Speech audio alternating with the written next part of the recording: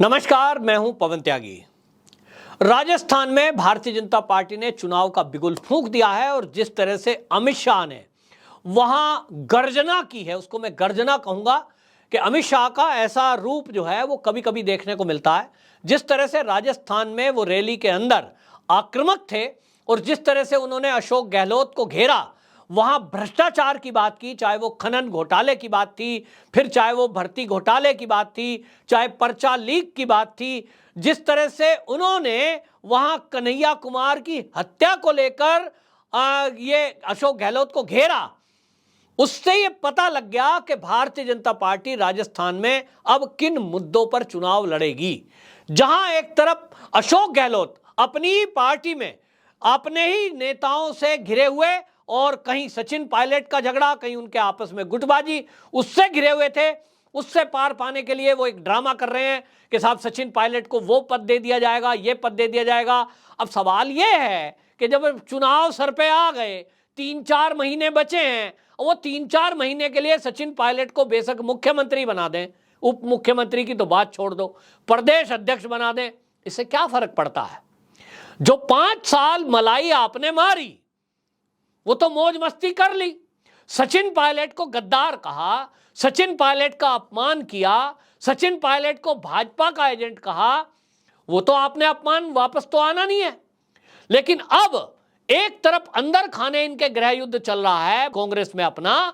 अमित शाह ने जिस तरह से आक्रमण किया है राजस्थान की जो रैली में, वहां जिस तरह की गर्जना की है, इससे एक इशारा बिल्कुल साफ है कि ये जो घोटालों की चर्चा अमित शाह ने की है, निश्चित जानिए कि इन घोटालों पे अब कार्रवाई होगी और ये कार्रवाई होगी, जांच होगी। अब चुनाव है, ये तो होगा नहीं कि भाई इनको जेल में डाल दिया जाएगा, लेकिन ये जरूर होगा कि अब आप देखेंगे अब ईडी का एक्शन राजस्थान में आपको आने वाले दिनों में दिखाई देगा। क्योंकि नोट कमाए हैं, अगर अमित शाह जी बोल रहे हैं कि 67,000 करोड़ रुपए का अवैध खनन का घोटाला है, सचिवालय की अलमारी से 2 करोड़ रुपए और 1 किलो सोना मिल रहा है, राशन में 100 करोड़ रुपए का घोटाला हुआ है, तो भाई कहीं तो पैसा रखा होगा। और आपको यह भी पता है कि 2000 के नोटों की बंदी कर दी गई। बंदी नहीं, उनका समय अभी सितंबर तक है, लेकिन बैंकों ने वापसी करना जब शुरू किया है, वह नियम है कि लाइन में लगोगे तो आपको 2000 के बदले 2000 500 के मिल जाएंगे। अब आपको कोई नाम नहीं देना, कुछ नहीं देना, लेकिन लाइन में लगकर कितने बदलोगे? बैंक मैनेजर से मिलकर कुछ किया तो सीसीटीवी फुटेज और जानकारी पूरी सब देखी जा रही है। तो ये नोट तो कहीं रखे हैं, आए दिन छापे लग रहे हैं।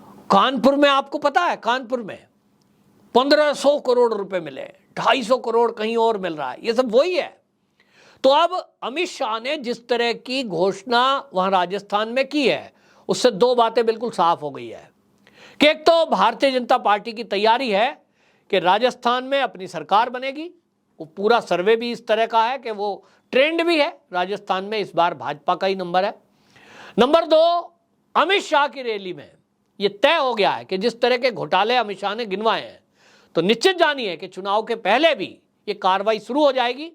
और इसमें कई जो लपेटे में आने वाले लोग हैं, इसमें हो सकता है कि घोटालों में अगर खुलासा होगा तो कहीं ना कहीं घोटालों की बात पहले से ही सचिन पायलट कर चुके हैं, अपनी ही सरकार पर इल्जाम लगा चुके हैं।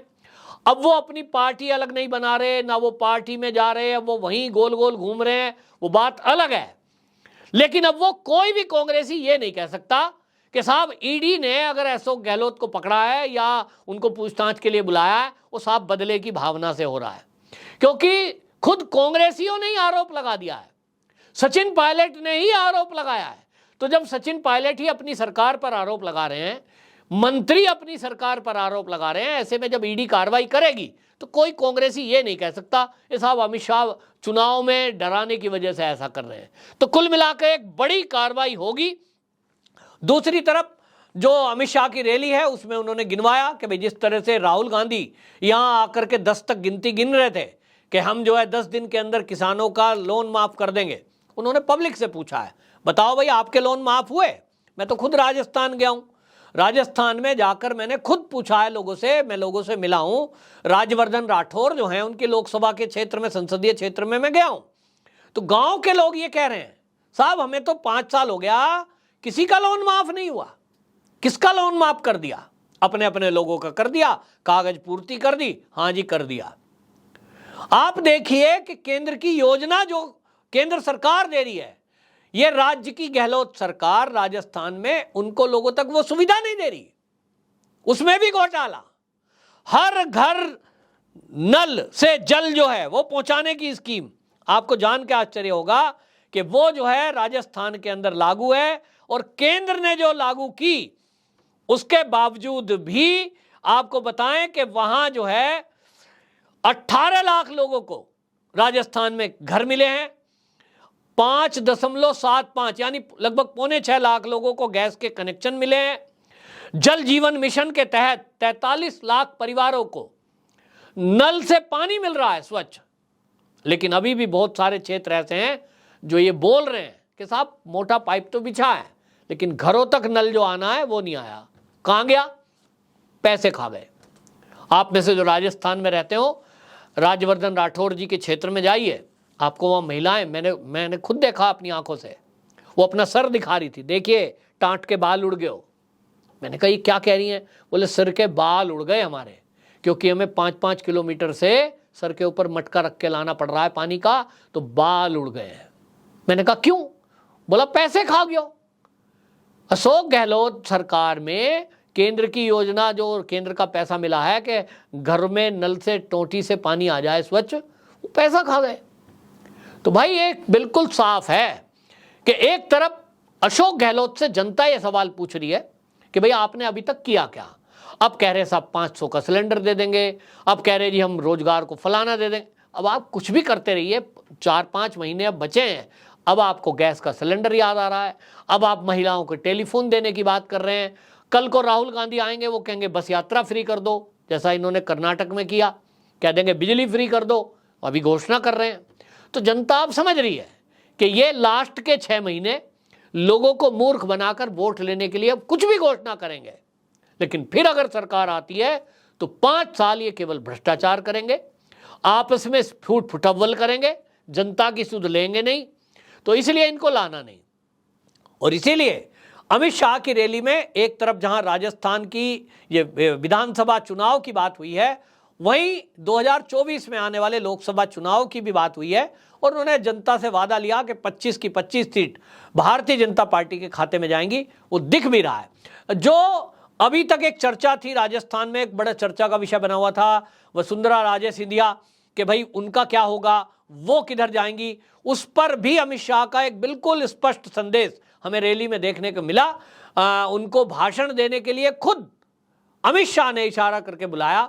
तो इससे साफ दिख रहा है कि पार्टी में उनकी जगह बरकरार है, उनकी इज्जत बरकरार है। और जो मैं हमेशा कहता रहा हूं कि अब राजस्थान की राजनीति से ऊपर उनको शायद केंद्र में लिया जाएगा और उनको केंद्र की राजनीति में लाया जाएगा। राजस्थान में कोई नया चेहरा आपको सामने सीएम की तरह दिखाई देगा, जिसके बारे में कुछ नाम चर्चा में है। अश्विनी वैष्णव का नाम चर्चा में है, और आगे मंत्रिमंडल में कोई शामिल हो सकते हैं तो राजवर्धन राठौर नया चेहरा हो सकते हैं। तो राजस्थान में नए चेहरे आपको मिल सकते हैं देखने के लिए। और भारतीय जनता पार्टी की जो तैयारी है, एक तरह से अमित शाह ने इस रैली के जरिए एजेंडा बिल्कुल सेट कर दिया है राजस्थान के लिए। जहां उन्होंने कन्हैया कुमार की हत्या पर बात की, पीएफआई बैन हुई, और पीएफआई बैन करने के बाद भी राजस्थान में जिस तरह से कोटा में उसकी रैली हुई, उसको लेकर उठाया मुद्दा है। इसी तरह करौली में संघ के पथ संचलन पर रोक, हिंदू त्योहारों पर रोक, और 300 साल पुराना मंदिर तोड़ना, इसको लेकर बात हुई है। और सर्जिकल स्ट्राइक की चर्चा भी अमित शाह ने की थी। इससे दिख गया कि मामला हिंदुत्व और वहां भ्रष्टाचार, ये 2 मुद्दों पर चुनाव लड़ा जाना है। एजेंडा बिल्कुल सेट है, और जनता का रुख भी दिखाई दे रहा है कि इन मुद्दों पर कांग्रेस बिल्कुल सुपड़ा साफ होती हुई दिखाई दे रही है। आपकी क्या राय है? कमेंट बॉक्स में जरूर बताएं। वंदे मातरम।